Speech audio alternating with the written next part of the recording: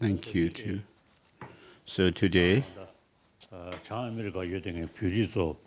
the Tibetans in North America,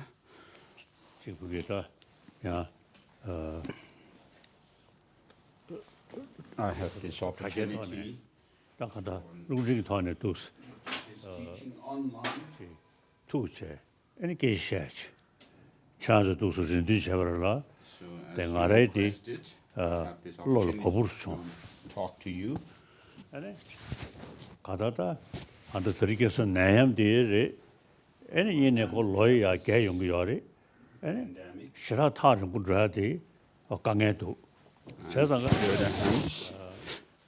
Because of my age, it's very getting difficult for me to travel far. So it's easy to have this kind of a webcast of my teachings while I remain in Dharamsala.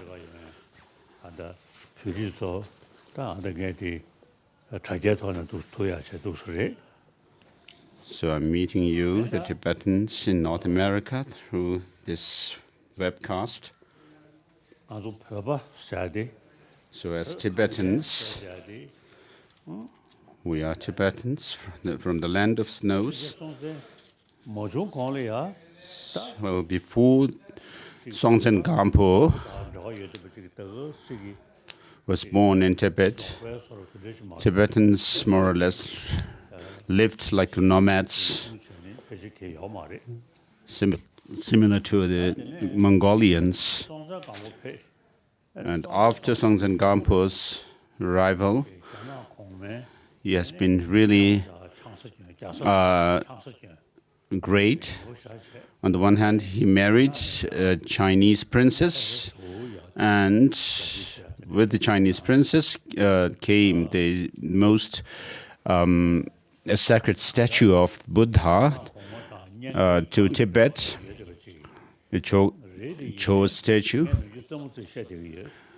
So though there was this familial relationship with the Chinese emperor, Songtsen Gampo must have also enjoyed Chinese food. But when he saw the Tibetan Chinese script, the writing system, he found it quite complicated. So, first introduction to Buddhism to Tibet must have been through China at that time, with the arrival of Cho Shakyamuni statue along with the Chinese princess. But unlike the Chinese script, Songtsen Gampo started the new Tibetan script writing system based on the Indian Devanagari system with the consonants and vowels, unlike Chinese. And then in the 8th century, though we already had established a relationship with China, but when it came to Buddhism, Tizong Detsen also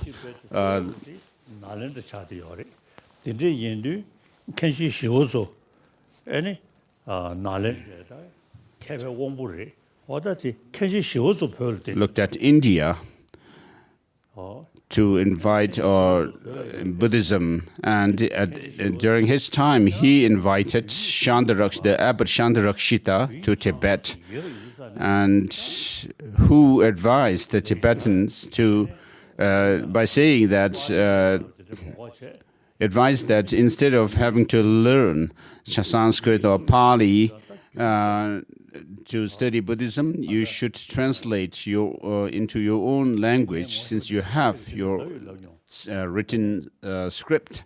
And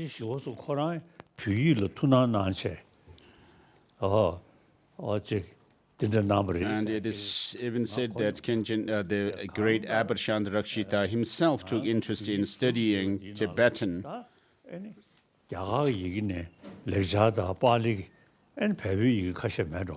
So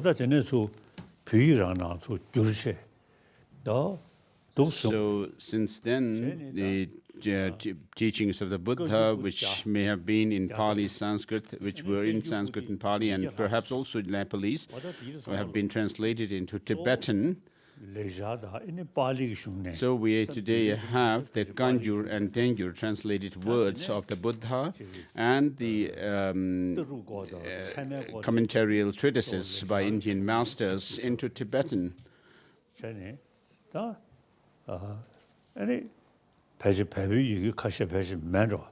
So perhaps there were a few of the Nepalese texts as well, which were translated into Tibetan at that time.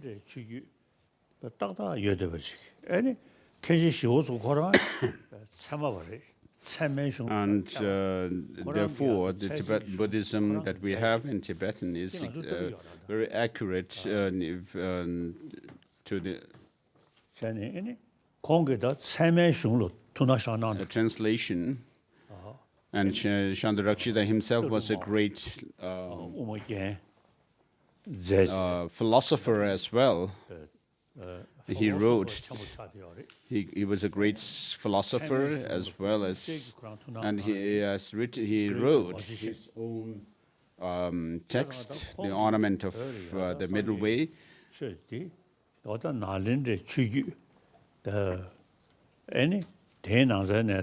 So the Buddhist tradition that we received from India, through this Master Shandarakshita, is the Nalanda tradition.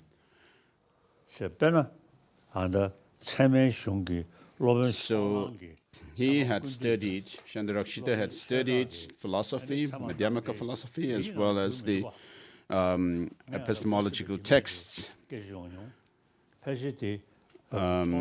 such as Tattva Samgraha, the Compendium of Reality.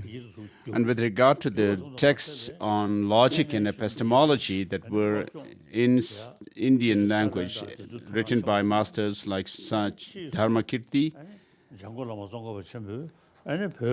there are mainly 7 different treatises on logic and epistemology by him, which have been translated into Tibetan, which is whereas these were not translated into Chinese. So we usually refer to the study of the 5 canonical texts, and one of them is logic and epistemology, and then there are the studies of the perfection of wisdom teachings, and Madhyamaka, the middle way teachings, and then the Abhidharma and Vinaya, the monastic course of discipline. And so we, as Tibetans, have the tradition, which exists only in the Tibetan tradition, the study of these great classics of India, where we study this Madhyamaka middle philosophy as well as the logic and reasoning. And so this same tradition has also spread to Mongolia. After Mongolia came in contact with the Tibetans, and especially the 3rd Dalai Lama, Sonam Gyatso.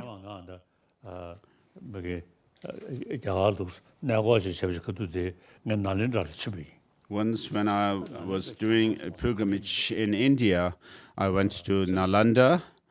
It was, of course, Nalanda today is only in ruins.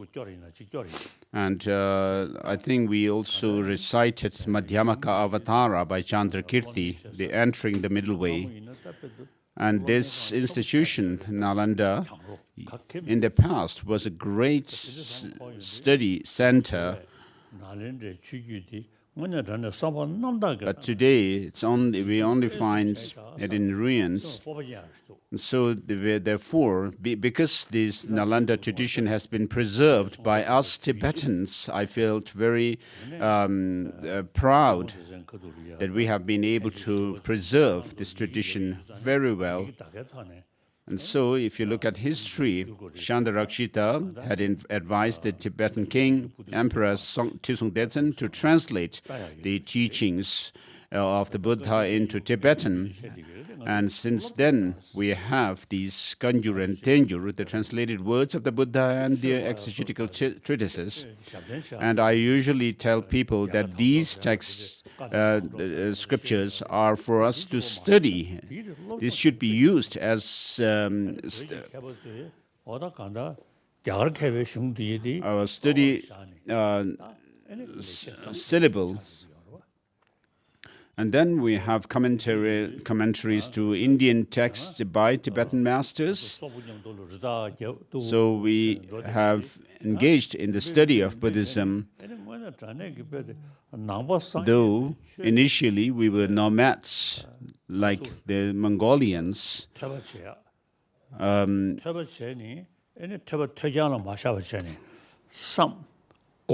But we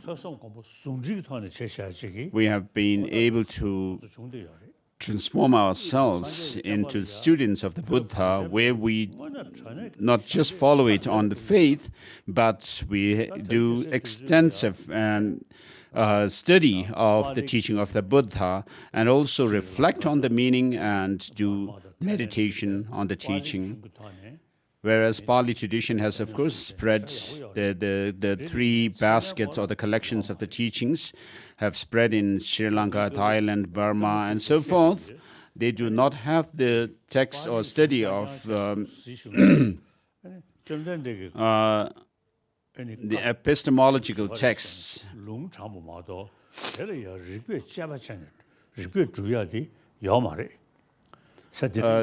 So they follow the teaching of the Buddha based on scriptural authority of the Buddha, the authority of the Buddha, and they do not use logic to explain these teachings. So I tell them that you are like people without teeth. When you come across something quite hard and difficult to tackle in the scriptures, you cannot chew on it. Whereas in the Nalanda tradition, we follow the statement of the Buddha, where he said, "O Buddha, monks and scholars, just as gold is tested by burning, cutting, and rubbing, likewise you should examine my teaching thoroughly and then follow it, not because you have faith in or devotion to me." And so the Nalanda tradition, the Nalanda masters followed this statement of the Buddha. Nalanda masters like Master Nagarjuna and his disciples, and his followers like Master Chandrakirti. So we consider the study of Parchin, study of Prajnaparamita texts, and then middle way and logic and epistemology, very important. And in Tibet in the past, the monks used to spend at least 20 to 30 years,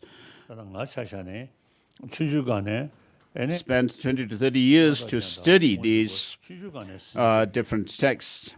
And regarding myself, I memorized Abhisamaya Alankara, which is used to study for the study of the perfection of wisdom, and then Madhyamaka and the Madhyamaka Avatara, and I also memorized certain parts of the Pramana Vartika and Abhidharma Kosha, Karika.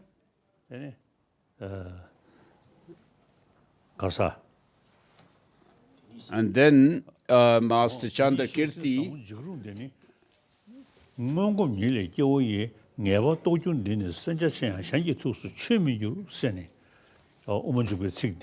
Chandrakirti has said that this at the end of the Madhyamaka Avatara, verse number 55, He says, this suchness just explained is most profound and terrifying, yet people with past habituation will certainly realize it. Others, however, despite vast learning, will fail to comprehend. So those others refer to masters like Vasubandhu, Dignaga, and so forth.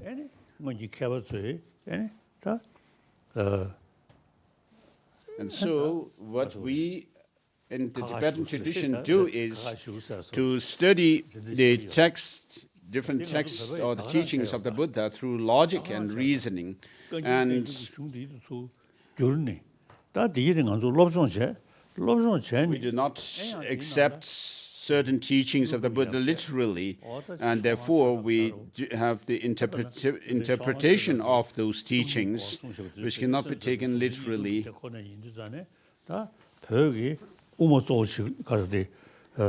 And in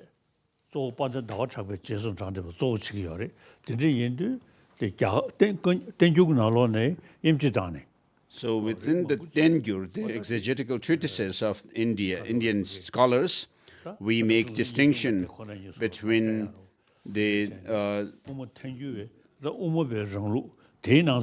Madhyamakas, within the Madhyamakas, the Prasangikas, and Savadantika Madhyamakas, and in Tibet,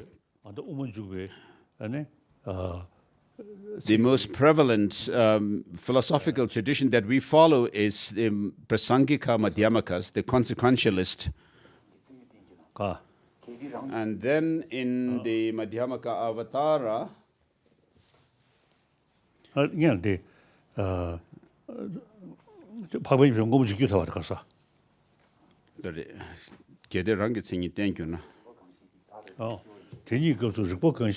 and in verse number 35 of, no, it's number 34 of the 6th chapter of Madhyamaka, the Avatara, if the intrinsic characteristics of these things were to arise dependently, things would come to be destroyed by denying it. Emptiness would then be a cause for the destruction of things, but this is illogical. So no real entities exist. And then verse number 35, 36, and 37. Empty things depend on convergences such as reflections and so on are not unknown. And just as from an empty thing like a reflection, a perception can arise that bears its form.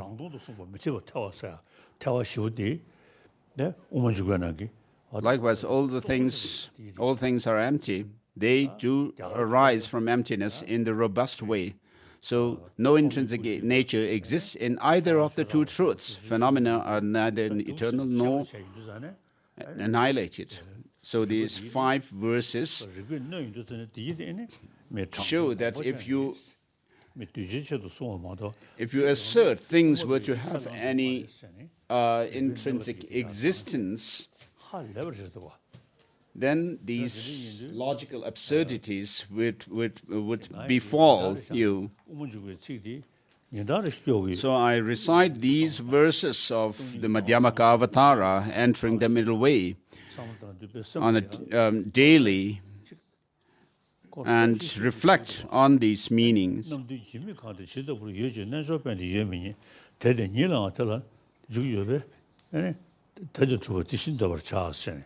And then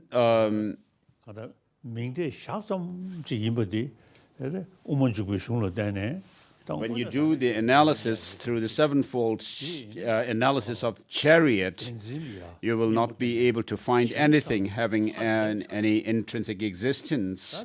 But things do exist by way of convention, the Madhyamaka Avatara says. And so these philosophical views are to combat our misperception of reality. And then Master Shantideva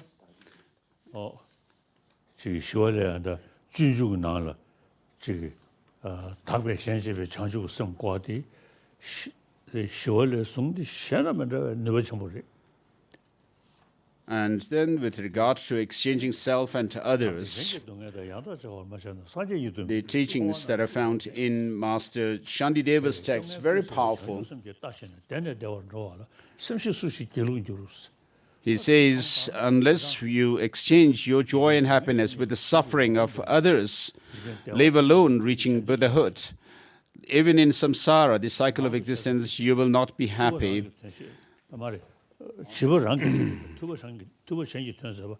And he says, all happiness in the world comes from wishing others to be happy, and all suffering from wishing oneself own to be happy. And what need is there to say more? Look at the difference between the Buddhas and the ordinary sentient beings. And so, as quoted earlier, even in the world, in this ordinary world, if you remain selfish, whether you are politicians or merchants or scientists and so forth, if you remain selfishly motivated, cherishing yourself alone, there's always going to be trouble and problems and difficulties. And so these lines of Master Shantideva are very powerful to reduce our self-cherishing attitude, and also the Madhyamaka Avatara and the entering the middle way and so forth are very powerful to combat our grasping at true objective existence and things and beings. So even in quantum physics, they say that if you cling to objective existence in things, then there's going to be an attachment and so forth. And so even quantum physicists say that things do not, though they appear to have some objective existence, they do not exist in that way. So this is what the quantum physics says. So once one of my Indian scholars has told me that the quantum physics, as modern scientists was developed in the West, whereas in India, the concept of quantum physics was already discovered to over 2,000 years back. So this is true, because in our Madhyamaka text, the Pasankhya Madhyamakas say that things exist merely by way of designation or imputation, and nothing exists independently. So, regarding myself, I memorized the Abhisamaya Alankara and also some text on logic, and I studied philosophy through dialectical debate. Of course, I wasn't a very hard-working student, and late Genpema Gyaltsen used to say that if the Dalai Lama had been studying the great texts like the ordinary monks do in the monastic institutions, he would be an excellent scholar. So this, whether this is a praise or what, I mean, it's quite true. But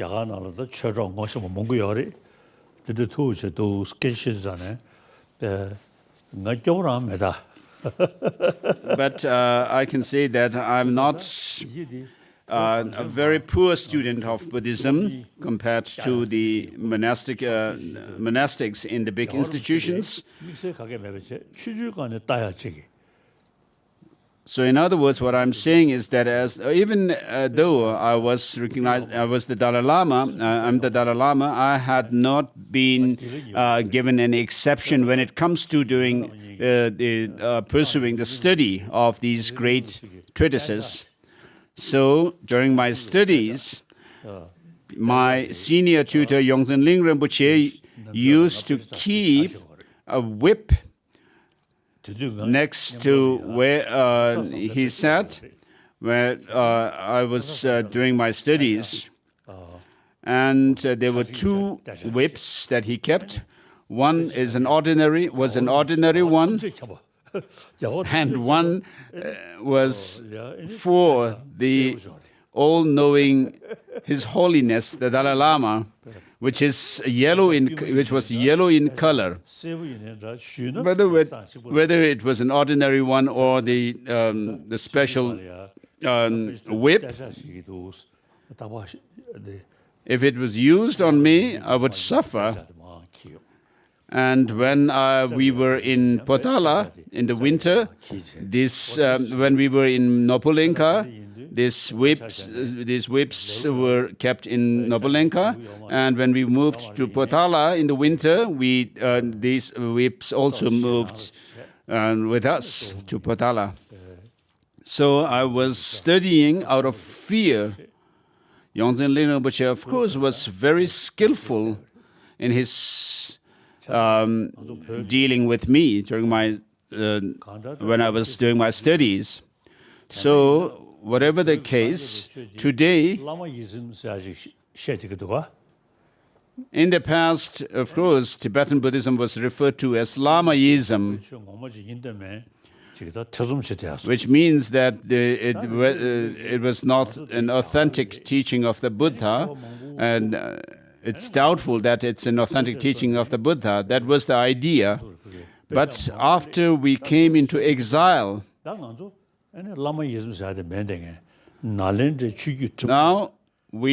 people know that our tradition is not Lamaism, but we belong to the Nalanda tradition, and we practice the teaching by combining study and meditation. And we are able to sit side by side with this modern scientists. So I'm proud that we follow reason and logic and investigate or analyze the teaching of the Buddha, just like the scientists do.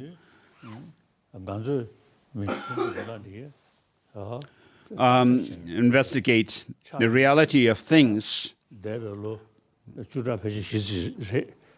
So for the last 4 decades, I have been interacting with the scientists, and over time, we know that the scientists are more or less focused on material, matter, and not the mind as such. And with regard to our mind, mental disturbances in mind, it has to be tackled with the positive states of mind, and so that these disturbances subside, not through any kind of appeals.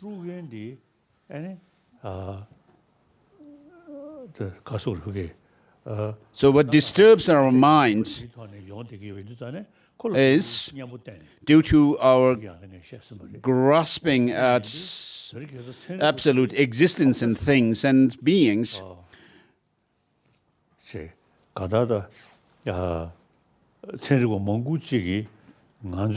So many scientists appreciate our tradition with regards to the explanation about our mind and emotions. So these days I've been talking about physical hygiene and mental hygiene or emotional hygiene. Emotional hygiene, medical hygiene, So, of course, with regard to the former, it is something that everybody takes care of. But with regard to the emotional hygiene, we have a very rich tradition, and many scientists are learning from us. So in the past, we used to wear this hat of Lamaism, but today, after having discussions with many scientists and scholars, we have been able to remove this hat of Lamaism, and we are today wearing the scientific hat. So many scientists, many people also say that I am a scientist. So this is because we follow reason and logic. So the Tibetan Buddhist tradition can be called a world treasure, a universal treasure. So with regard to mind and emotions, of course, we do not follow the teachings through mere scriptural authority, but using logic through the study of the logical and epistemological texts. So therefore, our tradition is a universal treasure of the world.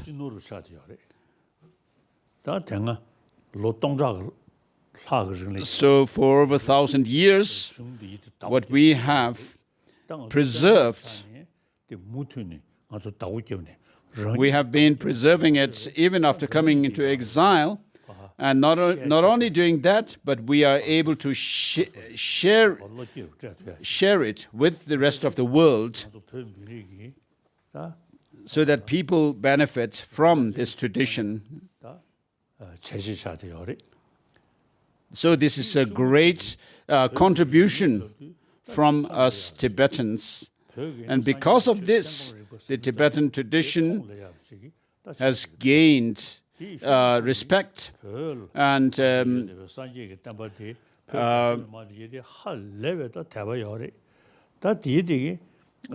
people value our tradition. And the Tibetans,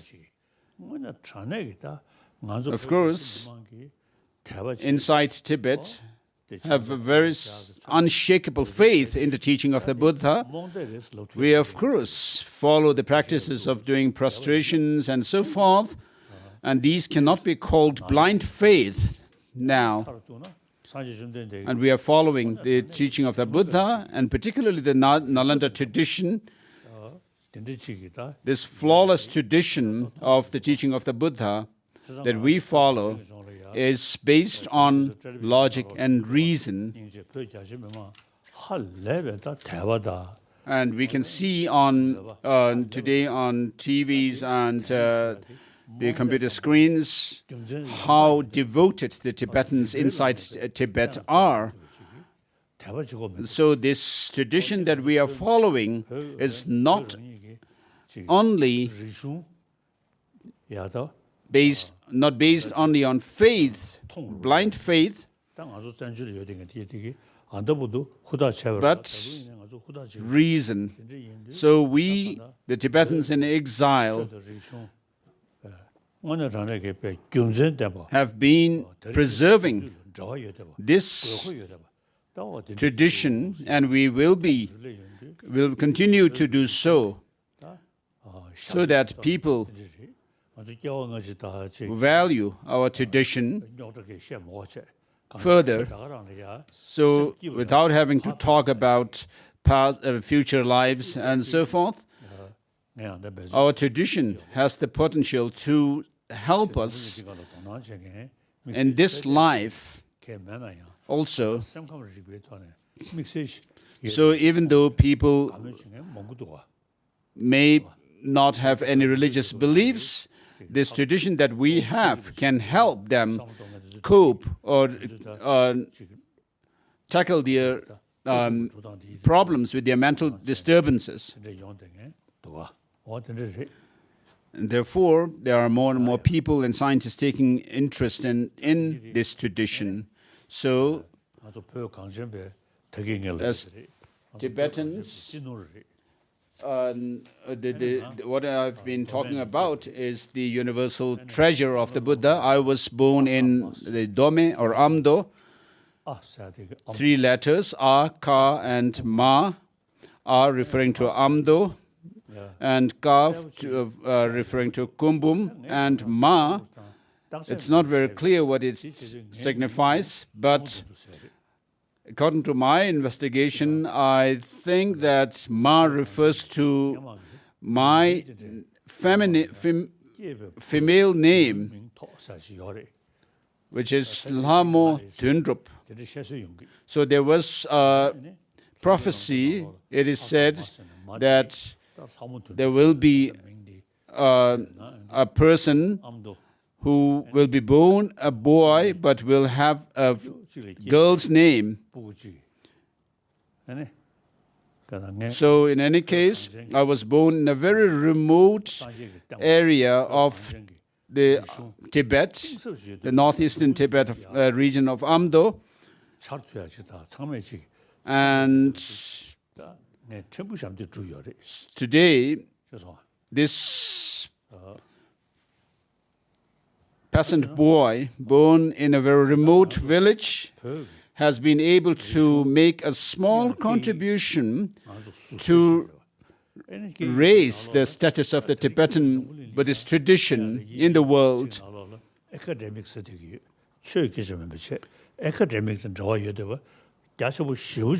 So we, in our literature, the Buddhist literature, we have lots of information which can be studied as academic subject, whether people are following Islam or Christianity or any religion or not. So this tradition that we have is something that is relevant to the whole world today. So though you who are living in North America are living in the communities of Judo-Christian community as well as people following Islam, but the secular tradition of India is very important, whereas religion is, of course, an individual matter. Academic subject. So many of the topics that we come across in our tradition can be considered academic subjects. And when we came into exile, in the beginning, we requested Pandit Jawaharlal Nehru, the then Indian Prime Minister, to establish schools, separate schools for Tibetan children, and he did comply to our request. And then the monastic institutions of learning have been also re-established in India, and successfully. So in our settlements in India, we have the Tibetan secular schools and monastic institutions.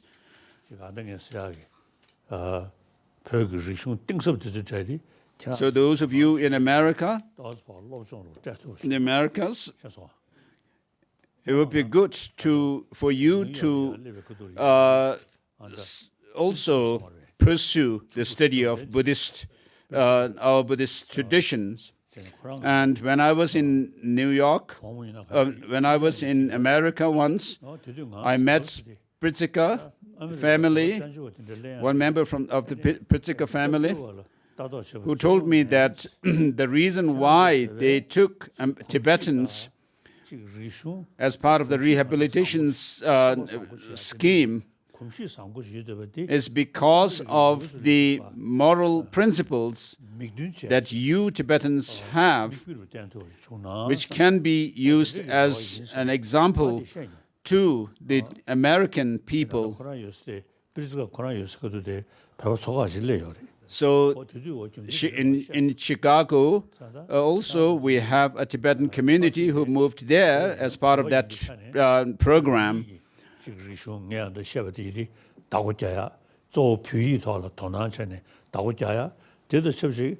So wherever you are, you should be able to preserve our culture and also be principled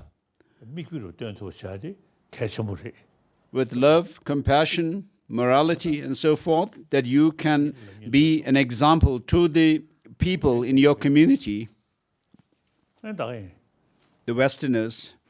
So that's all. So as far as coming to America, I have a friend, an American wealthy friend, who told me that he would send his own private jet plane so that I could stop after a few hours somewhere and then travel to America. But America is very far away. So as I said before, it doesn't make a difference if I am able to interact with people through the internet. So I do not smell, I do not have the bad smell, but maybe smell of morality I have, but you will not be able to smell it. But that doesn't matter. You are able to hear me. So first, we'll go through the teaching. So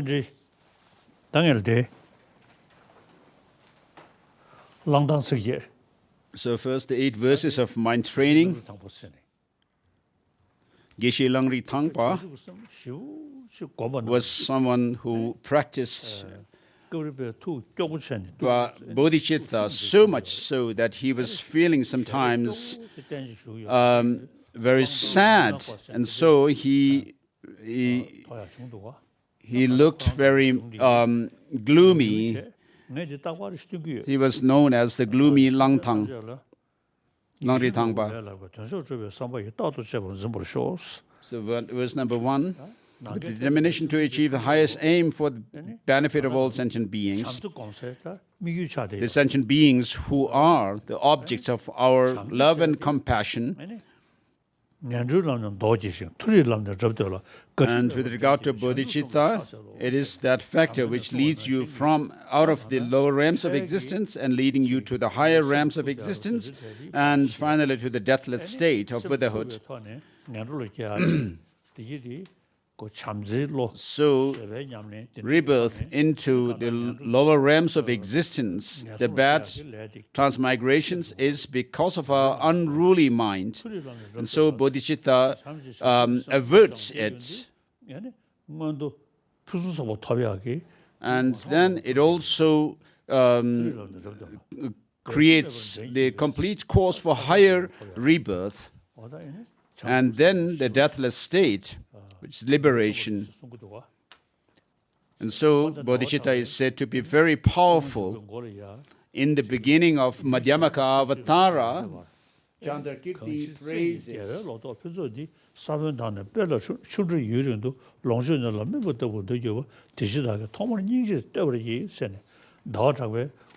So in his Madhyamaka Avatara, rather than praising any other objects of refuge and so forth, he praises their great compassion. As he says, as compassion alone is accepted to be the seed of the perfect harvest of Buddhahood, the water that nourishes it, and the fruit that is long a source of enjoyment, I'll praise compassion at the start of all. And so, with regard to compassion, It is that state of mind where you wish to liberate sentient beings from suffering. And so this is the verse number 1, which surpasses even the wish-fulfilling gem. May I hold them dear at all times. And so there was a general explanation. And then whether I interact with someone, may I view myself as the lowest amongst all.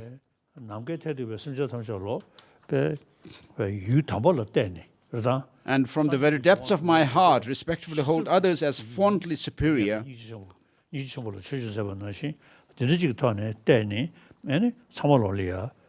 So you are respecting all sentient beings and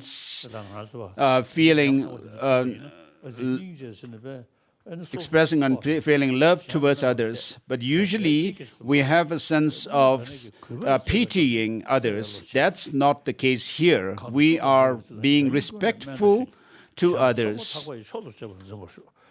In all my deeds, may I probe into my mind. As soon as mental and emotional afflictions arise as they endanger myself and others, may I strongly confront them and avert them. So whatever you are doing, whether you are sitting, walking, and so forth, you are not letting yourself be carried away by these mental afflictions. But even in dream, if you are used to meditating on love and compassion, used to thinking about love and compassion and so forth, even in dreams you'll dream about them. So these shows familiarity with these states of mind. So in all my deeds may I probe my mind, and as soon as mental afflictions arise, as they endanger myself and others, may I strongly confront and avert them. When I see beings of unpleasant character oppressed by strong negativity and suffering, may I hold them dear, for they are rare to find, as if I have discovered a jewel treasure.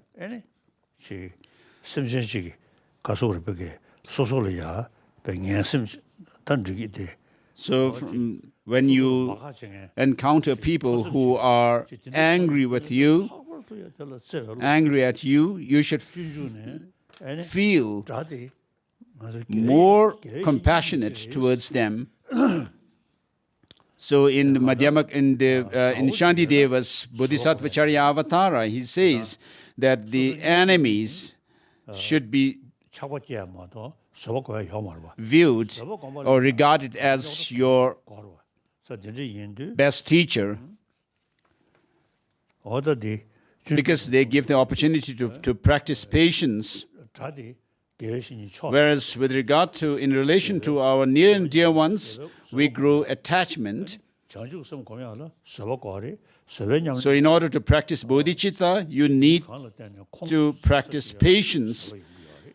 And that comes when there is a provocator of anger within yourself, so that you can practice patience. So we cannot practice patience in relation to our near and dear ones, but we can practice these patience in relation to people who criticize us and who make us angry. When others, out of jealousy, treat me wrongly with abuse, slander, and scorn, may I take upon myself the defeat and offer to others the victory. When someone whom I have helped or in whom I have placed great hopes mistreat me in extremely hurtful ways, may I regard him still as my precious teacher. In brief, may I offer the benefit and joy to all my mothers, both directly and indirectly. May I quietly, secretly take upon myself all hurts and pains of my mother. So here, secrecy refers to the practice of equaling and exchanging self and others. So what you are exchanging here is the positivity that of you, your positivities to others, send them to others, and you take on the negativities of others.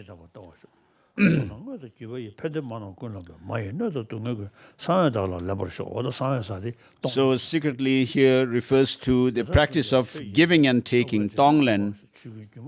May all this remain undefiled by the stains of the 8 mundane concerns, and may I recognize all things as illusion. So recognize all things as illusion is refers to the view of emptiness.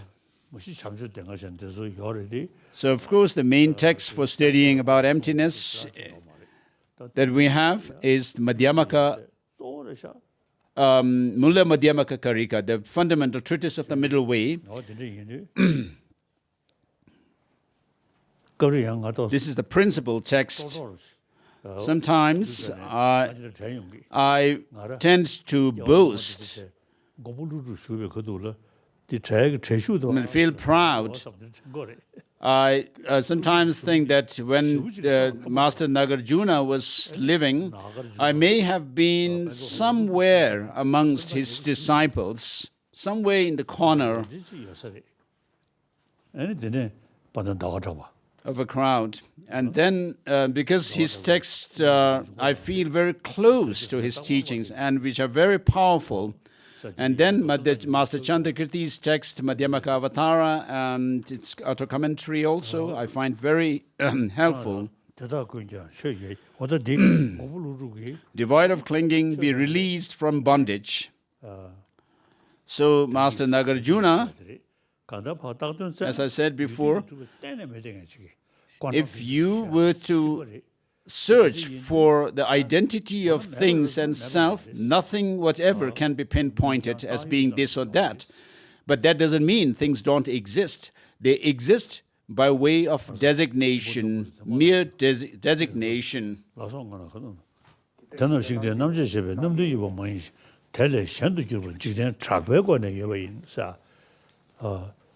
So in Madhyamaka Avatara, it is said that nothing can be found when you analyze them through the sevenfold analysis that you do on the basis on a chariot. Nothing can be found, whatever, when you search for their identity, but things do exist by way of worldly renown.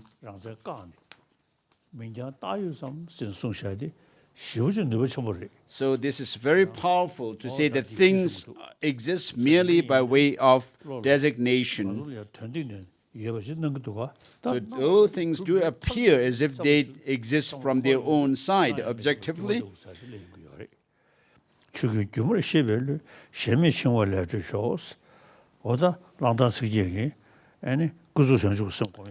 So, with regard to this text, the 8 verses of mind training, which teaches both the conventional and ultimate bodhicittas.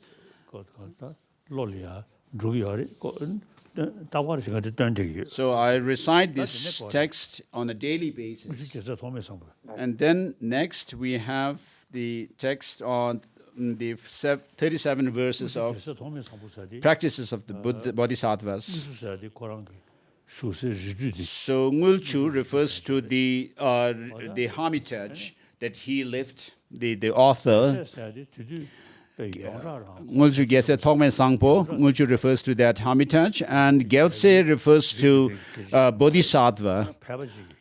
So he was not a prince of a king or anything like that, but he, because of his practice of bodhicitta and his experience of bodhicitta, he became a bodhisattva, and therefore he was called Gyalsey. And he was a contemporary of Budun Rinpoche, and his real name was Thokme Sangpo. And Budun Rinpoche was once said to have asked Ngulchu Geshe Thokme Sangpo to blow on his arm where he had some pain. And so this text written by Ngulchu Geshe Thokme Sangpo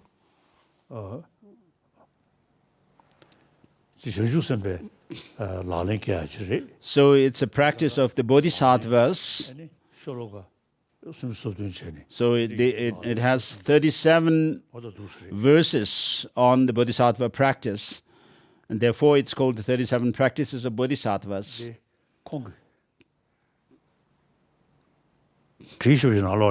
So in one of his writings, it is said, so when he was living in the Ngulchu Hermitage,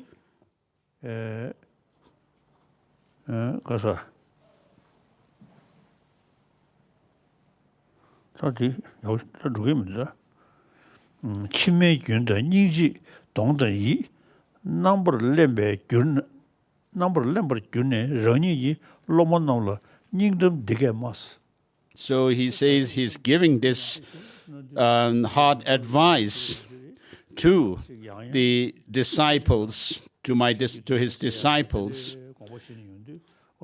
being moistened, his eyes and his mind being moistened by love and compassion. And so he was practicing bodhicitta, and therefore he says, he gives this advice.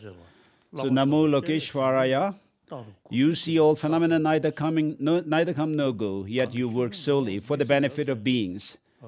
Supreme Guru and Protector Chandrasekhar, to you continually I bow with body, speech and mind. And so the first two lines is similar to the rejection of the 8 extremes, as we find in the verses of salutation of Mula Madhyamaka Karika. And so, though you see phenomena neither come nor go, so there is no coming and going intrinsically, yet things exist by way of designation. And so you see both the truths, the ultimate and the conventional truth. So those things have no coming and going, yet you work solely for the benefit of beings in conventional terms. So, Supreme Guru and Protector Chandrasekhar, to you I continually bow with body, speech and mind. To the perfect Buddha, sources of benefit and happiness arise from practicing the genuine Dharma, which in turn depends on knowing how to practice. Here I'll explain the Bodhisattva practices. Now that you have obtained this precious human body, the great boat so difficult to find, so during the daytime, when you reflect on the teachings, you will also dream about that in your sleep. So sometimes what you reflect on during the daytime becomes more clear, and during dreaming time, because during sleep, all these 5 senses have stopped functioning, and therefore you only remain with the mind, and therefore it's more powerful to reflect on those topics that you have thought about or reflected during the daytime. And so I have this experience sometimes, not all the time, of course.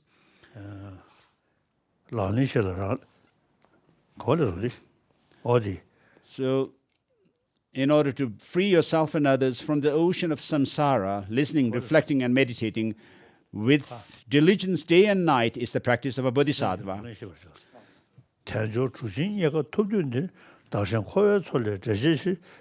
So verse number, so listening, reflecting, meditating with diligence day and night is the practice of a bodhisattva. Verse numbered 1. So in living in a human community, of course, we feel desire and anger and so forth. And therefore, this verse number 2 shows how to counter that. Passion towards friends churns like water. Hatred towards enemies burns like enemy. Through dark ignorance, one forgets what to adopt and what to reject. To abandon one's homeland is the practice of bodhisattvas. giving up negative places, mental afflictions gradually decrease. With no distractions, virtuous activities naturally increase. When mind becomes clear, conviction in the Dharma is born. Seeking solitude is the practice of bodhisattvas. So this verse number 3 shows the quality of seeking solitude. And then next is showing that of impermanence of life.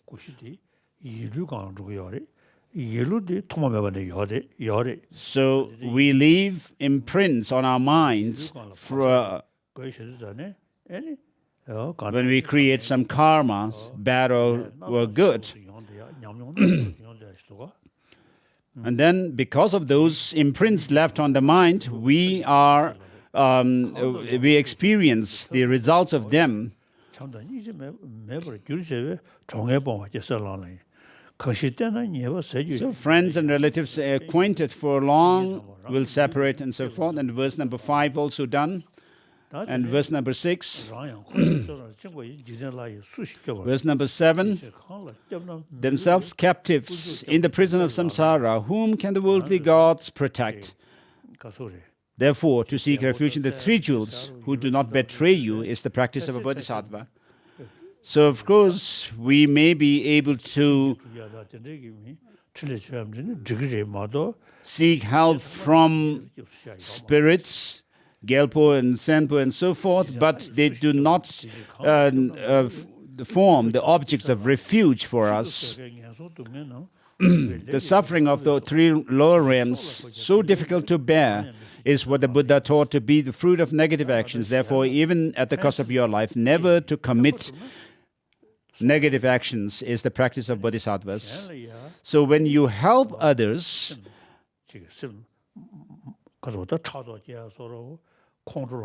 you are creating the causes for good.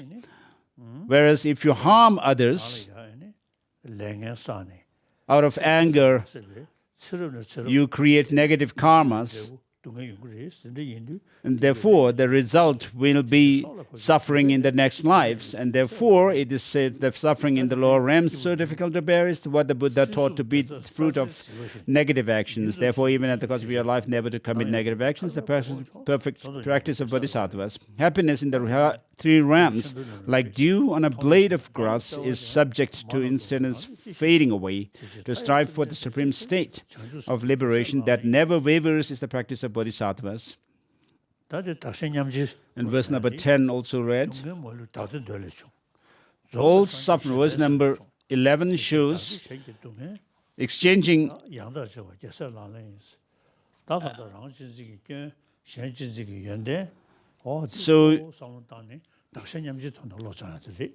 So this verse number 11 shows the practice of equaling and exchanging self and others. So you reflect on the disadvantages or the shortcomings of self-cherishing attitude and the advantages of the cherishing others over oneself. Verse number 12.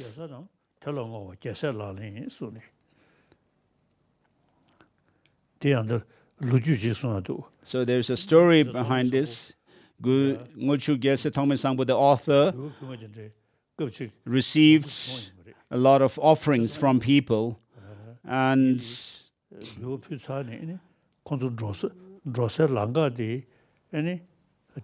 when he was on his way,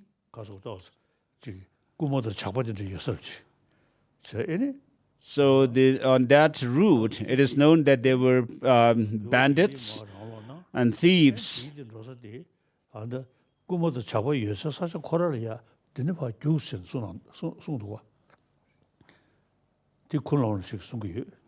Kundal Lama Rinpoche used to tell me this story that he gave all these offerings to the people who wanted to rob him, and then so even if someone driven by excessive desire steals your wealth or incites someone else to steal it, to dedicate to this person your body, possessions, and all your virtue of the 3 times is the practice of bodhisattvas. Verse number 13 also. read, if someone cuts off your head, so this is showing practice of not getting angry, and even the taking on this negativities and suffering, anger and so forth upon yourself. Verse number 14, should someone slander you in plain words. Verse number 15, 16, read, 17,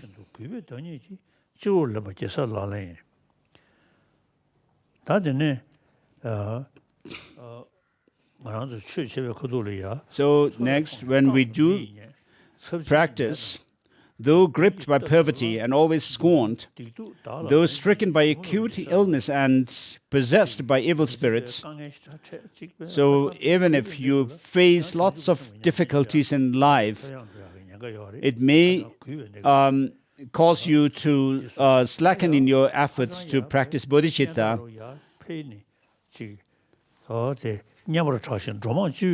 And then, when you become too famous, verse number 19, though famous and prominent, someone to whom. So when you become famous and well known, this also can cause you to have, when you are praised by others and become famous, it may cause you to feel pride and arrogance, and therefore you should counter that. This is what verse number 19 shows. So if you have not pacified the enemy of your anger, combating outer opponents will only make them multiply. Therefore, with an army of loving kindness and compassion, to tame your mind is the practice of a bodhisattva. And verse number 21 read, 22 shows all appearances are your own mind. And this shows the practice of meditation on emptiness.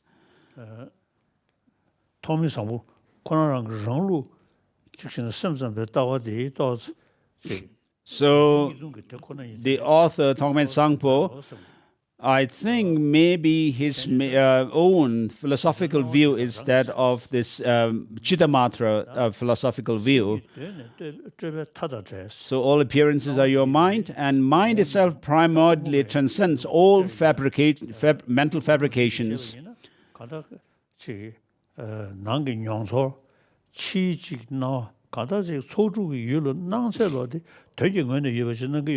So though everything that appears to you, whether external objects, the objects that appear to you from the outside, or your own experiences, they are your mental projections. And then when you check the mind itself, it disintegrates, it's transient. Moment by moment it changes. Knowing this, and to remain free from apprehending the signs of subject and object, so whether it's a subjective experiences or the objects, is the practice of a bodhisattva. When you encounter objects that please your mind, like rainbows in the summer season, though they seem beautiful, not to view them as real and to give up attachment to them is the practice of bodhisattvas. All suffering is like death of your child in a dream, and so forth. And then verse number 25 down teaches the 6 perfections. So first, generosity, perfection of generosity. And now verse number 26. So to observe the discipline with no longing for worldly existence or worldly pleasures or excellences is the practice of bodhisattva. Verse number 27. Shows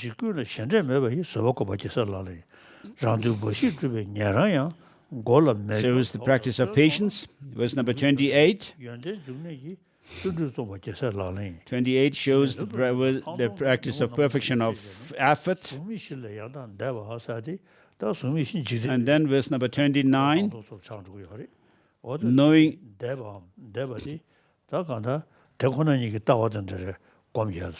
this and to cultivate meditative concentration that transcends the four formless states. And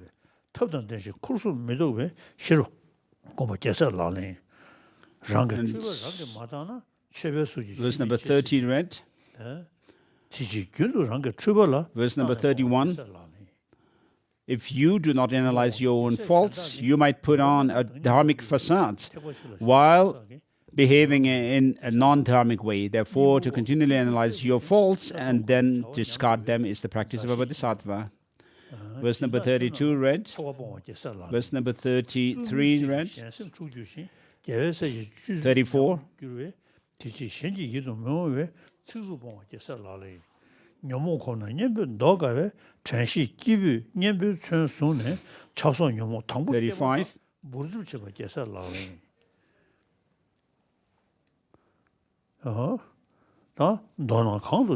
Verse number 36. In brief, wherever you are, whatever you do, always examine the state of your mind. Continuously working for the welfare of others is the practice of a bodhisattva. And then verse number 37 is dedication.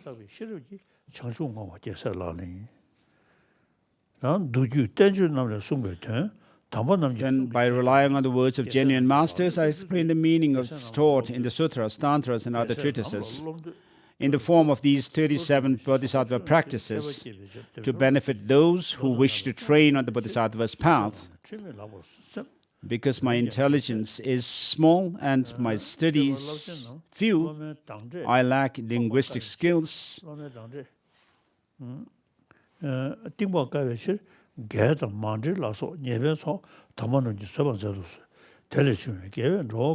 Nevertheless, since the vastness of bodhisattva contact is difficult to fathom,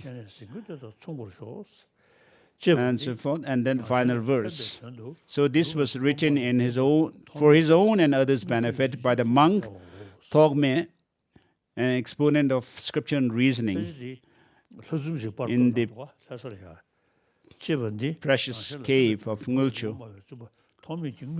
So this text that I use was printed by Labdun Rinpoche,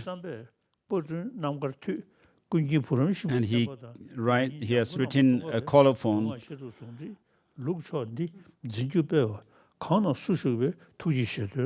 to benefit all beings and for the flourishing of the tradition of the Buddha Dharma, and particularly that of the Master Tsongkhapa's tradition.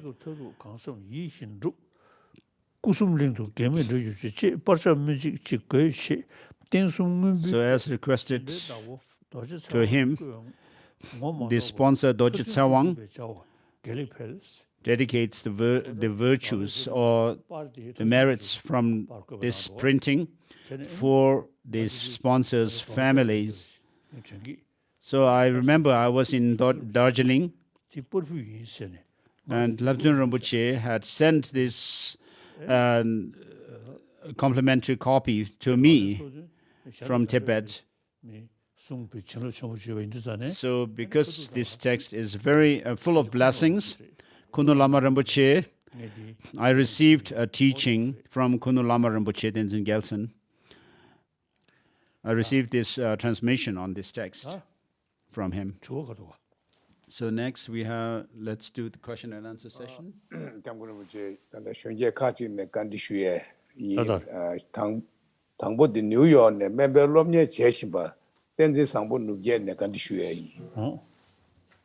So first question is from Sangpo.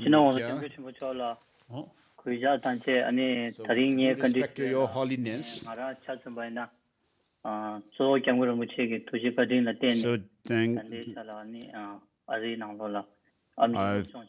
I'm doing medical. I'm a medical student, and I'm grateful to you.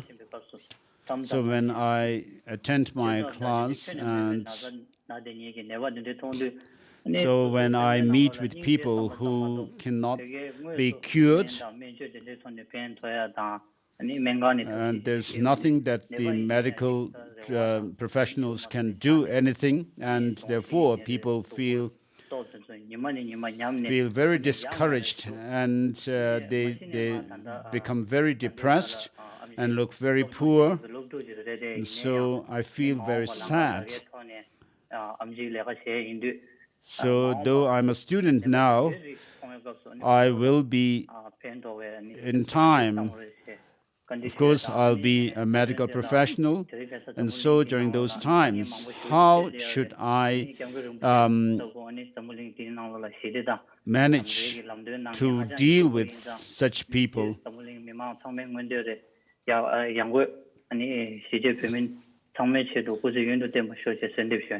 So I would like to pray for His Holiness's long life, because you are someone who is able to help so many people in the world. So it is very good that you are doing study. You are a medical student. So crafts, arts and crafts, and also particularly medicine, to become a doctor is very good. So when you treat people,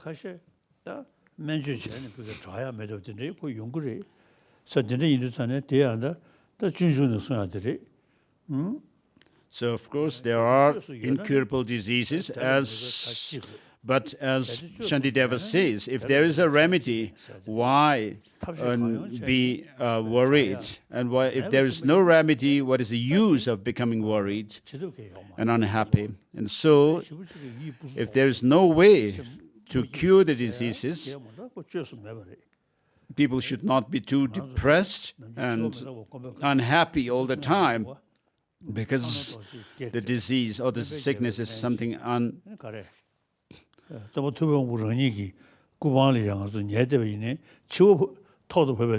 So when death befalls us, it is usually said in a saying, in a Tibetan saying, even if Vajrapani comes and averts or gets rid of the obstacles, and even if medicine Buddha comes and gives you medicine, and even if you sleep in the laps of Buddha, when death befalls you, and there's nothing can be done, I mean,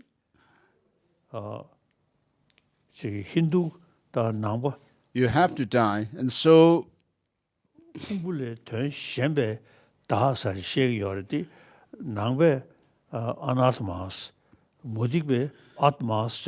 philosophically, in the non-Buddhist traditions, they assert an Atman, an independent self or soul theory, whereas Buddhism does not assert such an independent soul.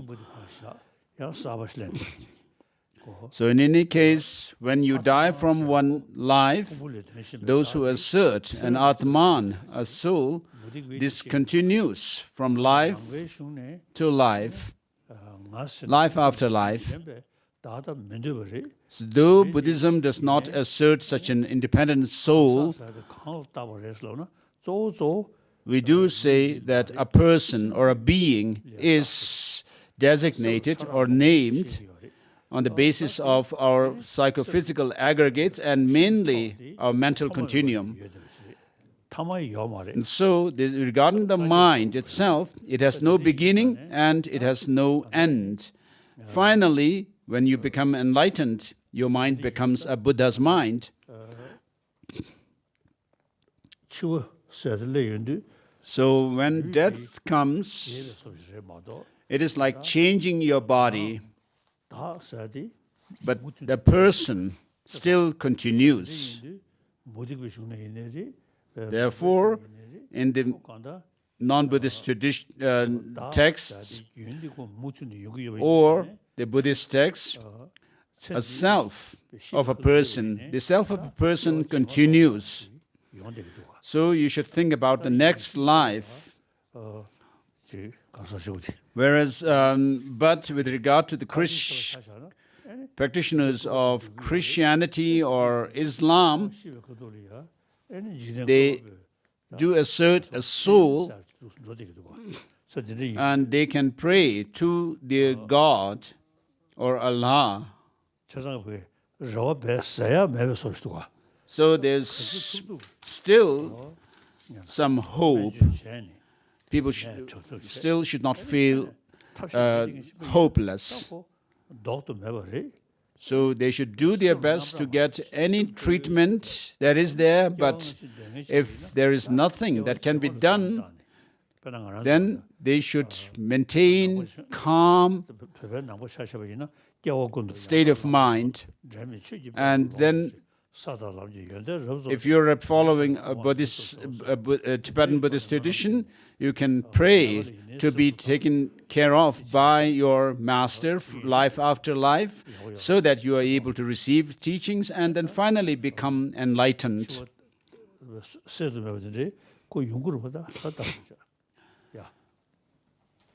Next.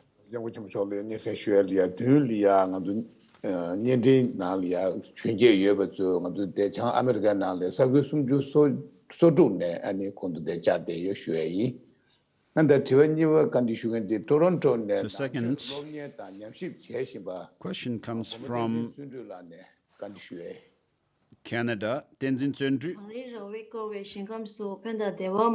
the land surrounded by snow mountains, the source of benefit and happiness to all, may you in Gyalsey, may you live until the end of samsara. So I have the opportunity to study Buddhism in Gyalsey Buddhist Center. So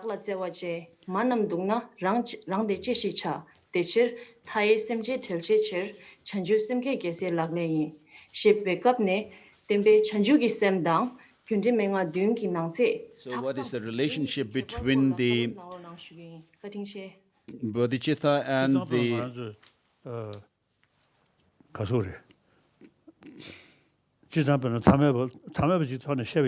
so from talking from the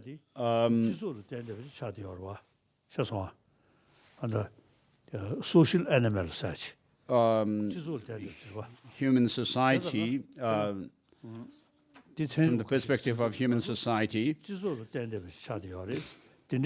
so we are dependent on the social, the community that we live in. So we have survived because of others taking care of us. And then when we grew up, so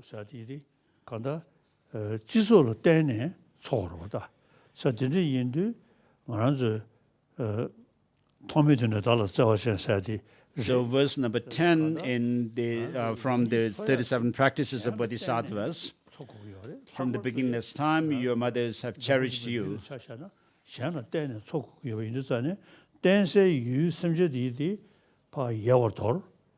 And so because we are dependent on others, if you neglect and avoid their happiness, their well-being, this is not right.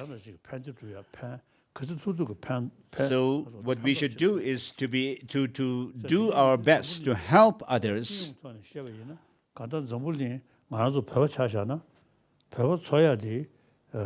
So with regard to Tibetans, for example, we have been able to live, for example, in India, because of this people of this country, the Indians, and then in Asia also, we can extend it to Asia, and we survive because of people living in this continent. And then we can, of course, talk about other sentient beings who are not visible to us. So in other words, we are survive in dependence on those others living in this world. So your life is dependent on others.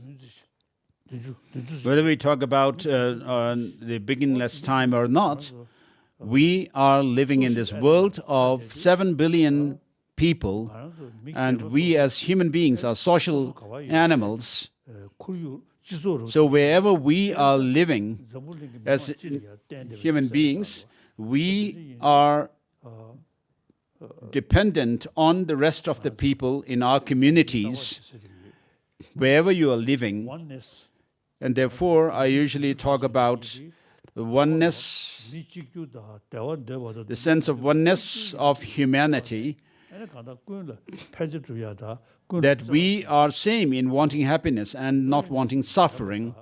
소소레 And so, 샘기와 류대와 if you think about others more than your own self, you'll be happier. 근데 제가 선거디 미네소타네 치미 시베기 팀즈에 봐서 immigration lawyer이 나한테 와라네 그와 간디슈에. So next question is from Minnesota, United States.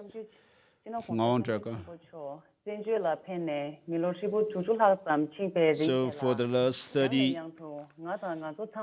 over 60 years, we have been very fortunate to have an audience of Your Holiness, but Tibetans in Tibet, inside Tibet, do not have this opportunity.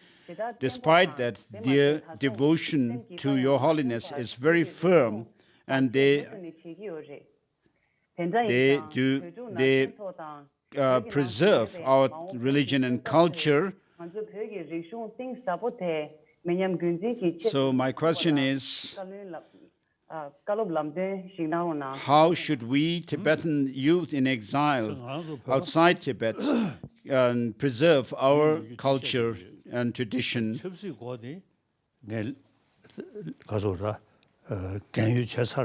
So I usually tell people that I have resigned from the political responsibility of the Tibetan cause. But my responsibility now, I consider to be, is to preserve our culture and the Tibetan environment. So the Tibetans inside Tibet, it's not so nice to talk like this about myself, but every Tibetan in Tibet, old and young, keep their spirit alive just by my by living. I mean, it holds their spirits as well. So the Tibetan tradition is something which is very profound, as I have already talked, and it is something that can contribute to the world at large. And therefore, we should feel pride.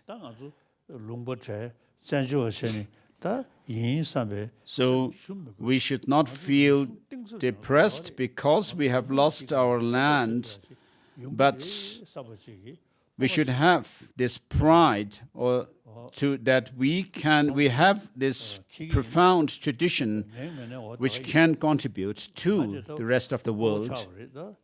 So I'm an old man now. So I'm nearly 86 or 87, but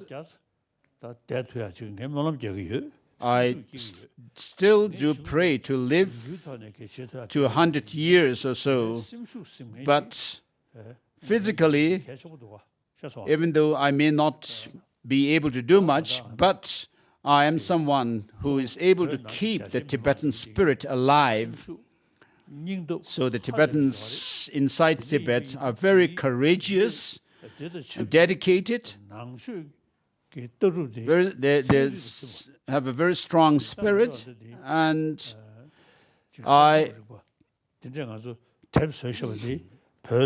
the books that we have published from here reach the Tibet, although the general public may not have access to them, but the universities have access to them.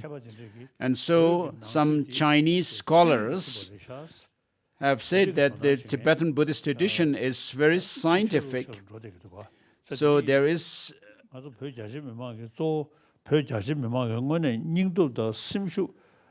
강에 림부 균이 저는 냐부 배우신데 차고친 So we have been able to preserve our, 열이 나로네 도난체네 despite all the difficulties, the Tibetans have been able to keep their spirit strong and alive.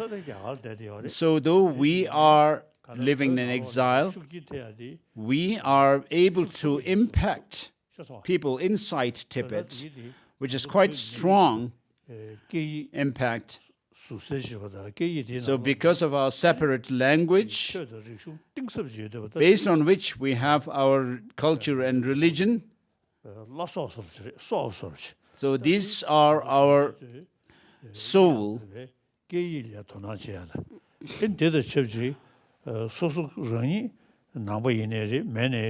So whether you are Buddhist or not, whether you are a believer or not, as Tibetans, the Nalanda tradition that we have in the Tibetan tradition, if you could pay more attention to them, this will actually make us feel proud.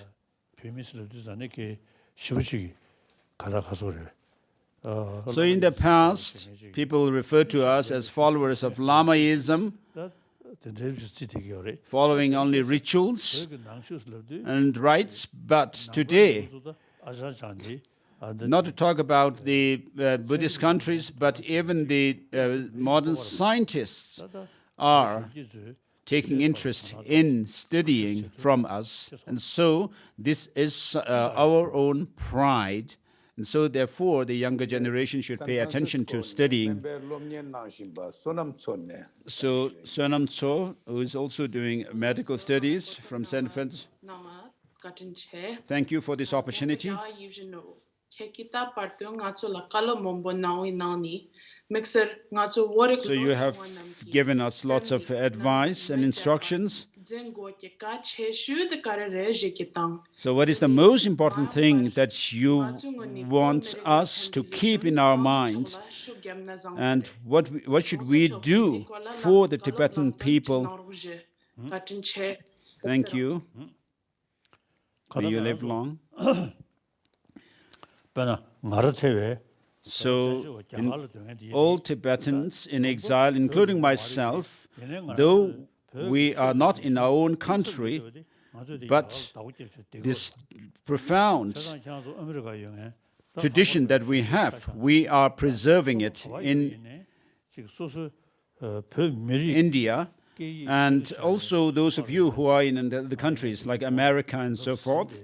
As I said before, whether it has to do with philosophical ideas or logic and so forth, we have this tradition that we can actually boast to others,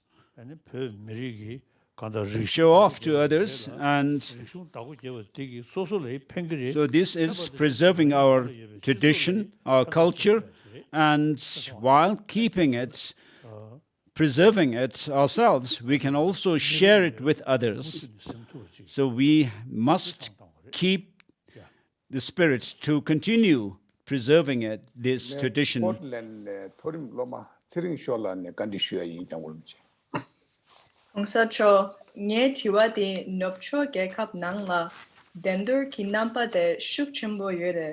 So my question is, as a Tibetan American, I've witnessed how competitiveness is a prominent aspect of Western culture that often leads to stress. What advice do you have for individuals to deal with stress while still being successful?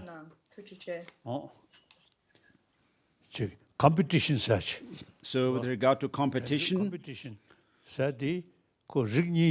so there are two types of competition.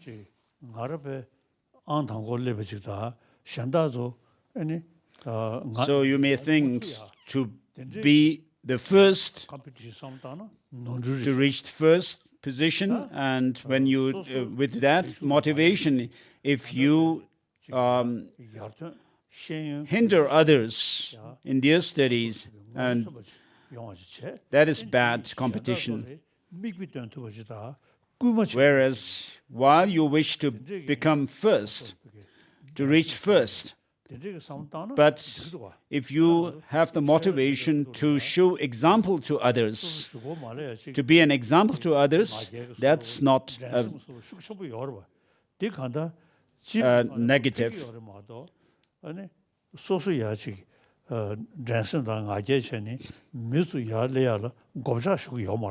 So you are not hampering others or hindering others to be successful in their studies, but you show example to them. And therefore, with that kind of motivation to be first in competition, it's not bad. While you work to be successful yourself, if you can actually inspire others, particularly Tibetans around you, and that is also a service to our people as well. So that is good.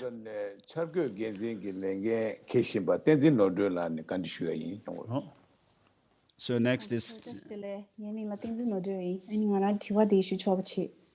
so Minnesota, Tenzin Norton from in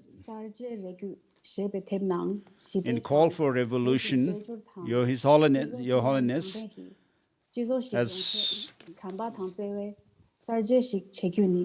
talked about a revolution of love and compassion, which is necessary in today's world.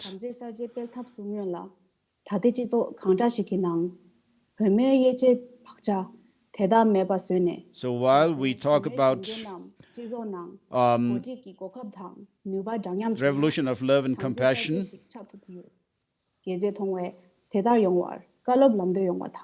so I think there should be equality for women in our society, which is not there.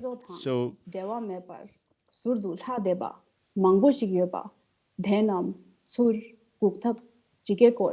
and then there are Tibetans also who are not coming in contact with the Tibetan society, community. So how should we bring them into our community?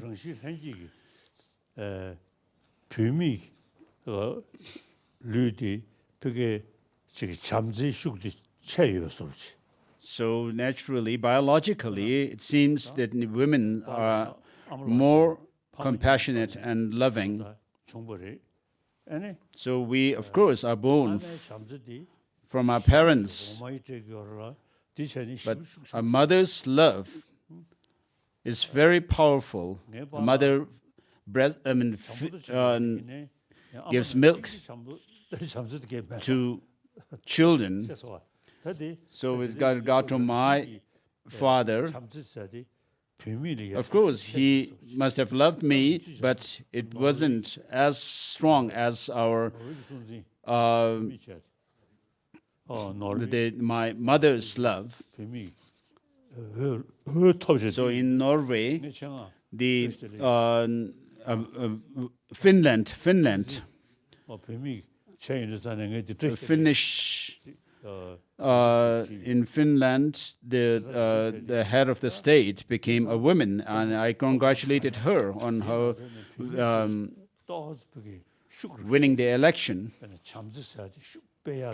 So I think the women could be more powerful in promoting love and compassion.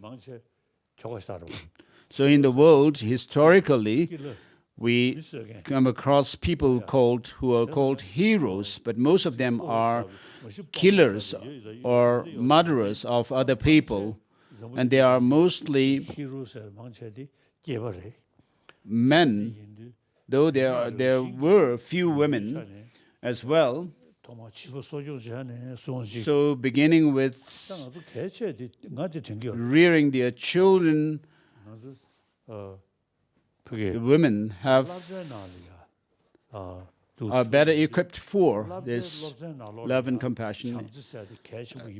And I also suggest that the importance of love and compassion should be taught in schools, which is not there so far. And even scientifically, people say that when you are more relaxed, more calm and compassionate, it helps your health as well. 롱어주 롱어주 para 부즈 So children 내 미릭다 콘술 미릭다 내 최다 before 6 years of age do not talk much about which 미릭가나 서로 지들이 backgrounds they come from, 되는가서 랍자 like race or and so forth.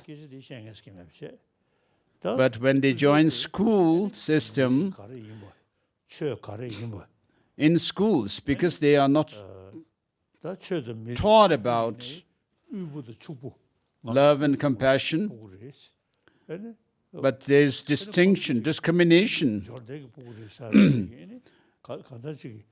based on societal status, rich and poor, and so forth. And so, because of these, secular education 나리가 in secular education, we should include teaching love and compassion in schools through secular means or system.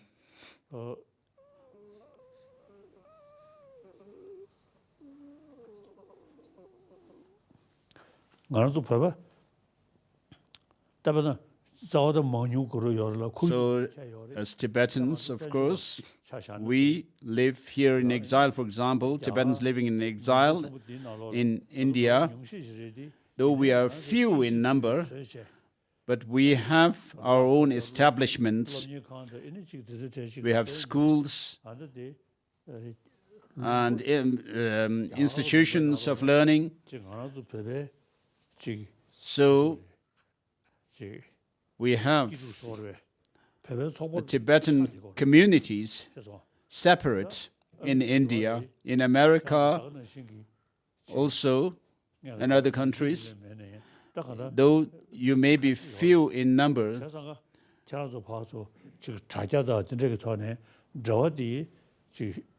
some tenth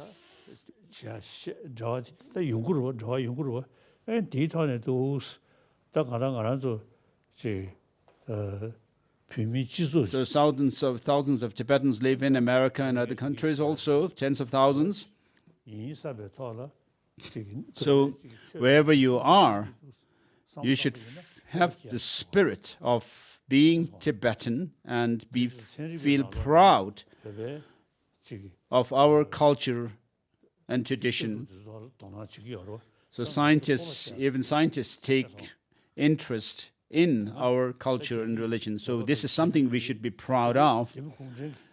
So the communist Chinese have in the past said that Tibetans know nothing.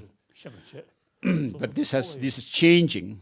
So we should feel proud, but with a sense of love and compassion and ethics or morality. Wherever we are living as Tibetans, even if you may be one family, you should be able to be an example to the others in the community. So this is also preserving our own culture and tradition, and people will also come to value us and our culture and tradition. Next. Next is Siring Dechen, who is a nurse in New York. And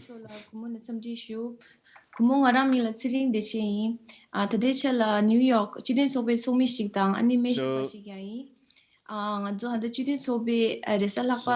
I am also a member of the Tibetan community of New Jersey. We also have classes with Pari Rinpoche, and there is also a course which is being given in a university or college in Australia. So my question is, this year started with the Australian bushfire killing millions of animals, and then with the COVID-19 pandemic, people died, families got separated, business went down. But on the good time, it also gave people a chance to pause and appreciate things. For those, including myself, who are battling through this pandemic, how do you think we should reason ourselves as well as to what actually happened, why it happened? So we, of course, as Buddhists, do say that this pandemic and the bush fires, killings. So why are we? What is the Buddhist explanation for these mishaps happening at one time? So there is individual karma and also collective karma, due to which we have pains and pleasures as a result. So with regard to this pandemic, the coronavirus pandemic, which has spread throughout the world, and it is it has spread widely in America and also in India. And then with regard to the bushfires, which is the result of global warming,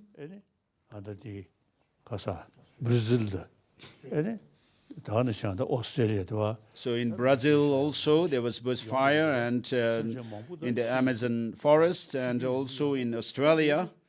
So lots of animals, also many animals have died. So these could be explained only in terms of the karma of those beings.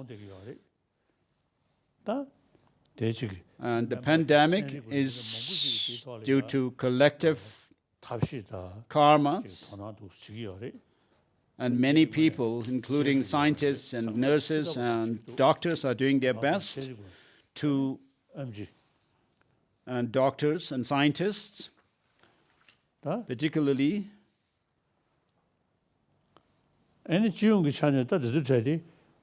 So generally speaking, as I said earlier, they are due to collective karma. So we cannot do much about it. But when pandemics like this happen, we should not feel depressed and be overcome by we should not have low spirit. So you should do your best to keep up with your health. And we should always be more optimistic and not be anxious and overcome by fear, because these weaken our immune system. So you should maintain your spirit high and determination. Of course, when you cannot do anything, then about them, you can actually say that it's my karma. And then those following the theistic religions can think about God. Next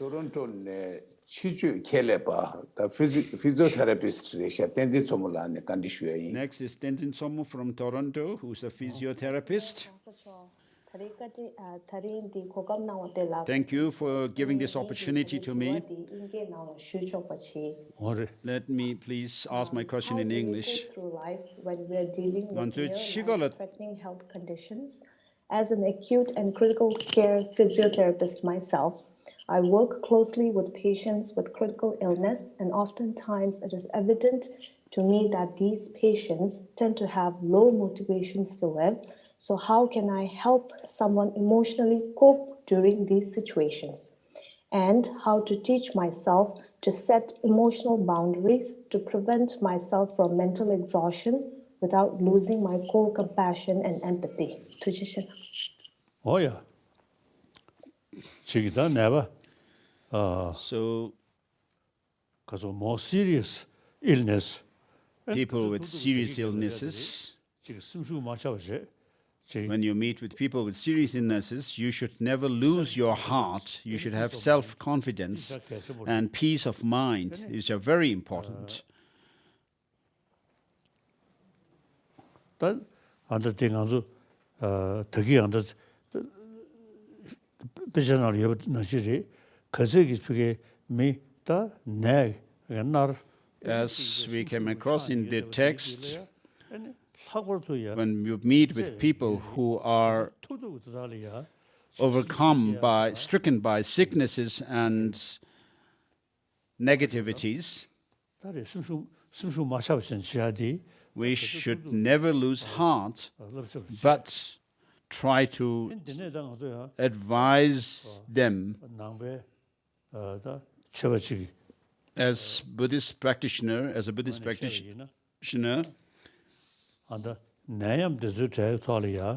when you think about this pandemic, if you can recite Om Ntare Tutare Ture Soha, if you know it, if you can recite this mantra, Om Tare Tutare Ture Soha of Aryatara, which I do on a daily basis in the morning, I pray for the pandemic to subside as soon as possible. And I also recite Shakyamuni Buddha mantra, Om Mune Mune Mahamune Soha.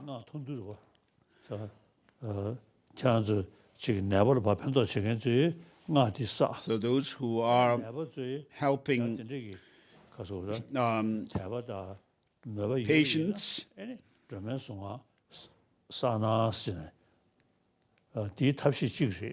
this is one method of helping others, so it doesn't harm in any way. So you may, by reciting the Om Tare Tutare Ture mantra, you may give your work to your lips, but it will not bring any extra money. So as Tibetan,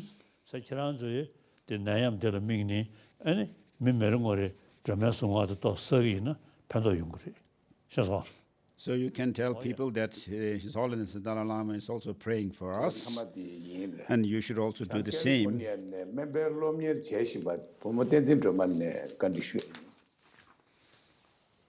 A medical student from California. Given the state of our world, with issues like radical division, climate change, and now the hardships caused by the pandemic, what is the responsibility of the youth or younger generation to make our society a better place to live in?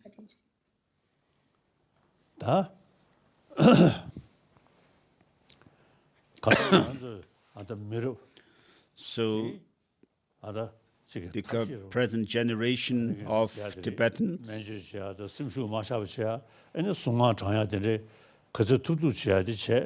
so we should do our best to take medical help, recitation of mantras, and help others, love and compassion. So of course, after 40 to 50 years, as some experts say, the global warming will increase. And the Tibetan plateau also will become like Afghanistan. The waters getting dried up and less vegetation, with less and less vegetation, and so this will happen.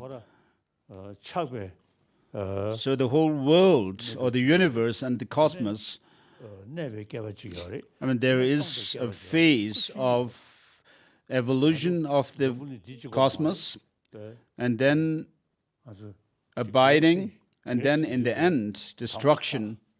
And so the galaxies have come into being, and then they subsist, and then in the end, they will go away. 차별 내고 So this world is part of this galaxies. 다 쿠유 So at this time, the world exists. But in the end, it will also, because of the change in the environment, through climate change and so forth, it's natural. It's a natural process that the world comes and goes. 강사 써야 돼. 남 강을 때는 딱왜 시조로 돼. 나버 씹어 써야 돼. 강 루기어리. 그것도 무튼 좀 돼야지. So a person, for example, is designated on the basis of a continuum of a mind. And then we will die and we may be born in other planets, other galaxies, and so forth. So today, people are thinking of going to Mars. So Mars may not be more enjoyable than this world. It's just a curiosity that people have.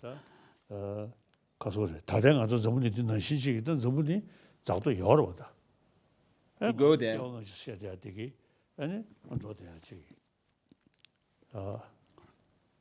So we believe in past and future lives, and we may be born in one world and next time in another world. And so, to the best of our ability, we should take care of our environment, ecology. If there is a beginning to the world, there naturally there is going to be.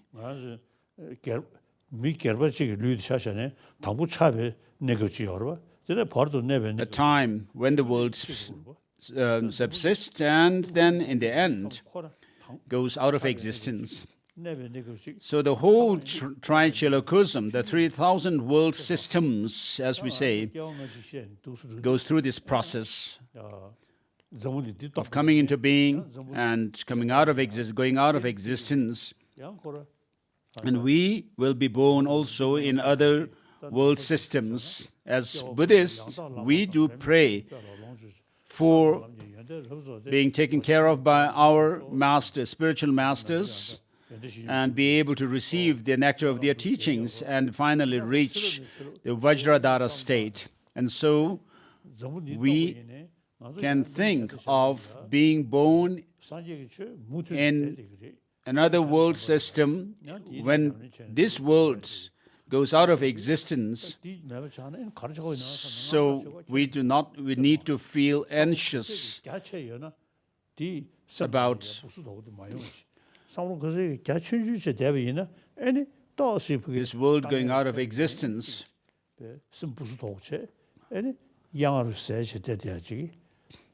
So when you are narrow-minded, short-sighted, then you will not be able to think broadly. So we should think broadly.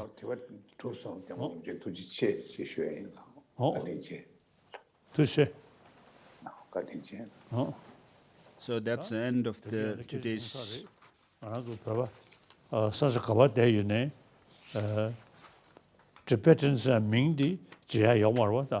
So wherever we are living, we cannot forget that we are Tibetans. We have the blood of, Tibetan blood. So we are the people or the descendants of our ancestors, King Songtsen Gampo and so forth, down the line of generations. And today, by using this internet, amongst the Tibetans, as I said before, we should preserve amongst ourselves by exchanging our culture and tradition, by using this internet. So please whip up your courage to do that. 남이 양양 신부이나 So living in America, if you are distracted 아주 패지 배워 by materialistic way of life, 뒤창도 싱그러 봐. it's not use. So if you look at the people, the Westerners in America, 저기 저기 아메리게 maybe compared to the Westerners, the Tibetans may be more calm. As I said before, one of the members of the Pritzker family in Chicago has told me that they wanted the Tibetan tradition of being humble and moral and so forth to be an example to their own people. And then people in Switzerland and other countries also have praised Tibetans for their humility, kindness and morality. So please keep up with these. Thank you.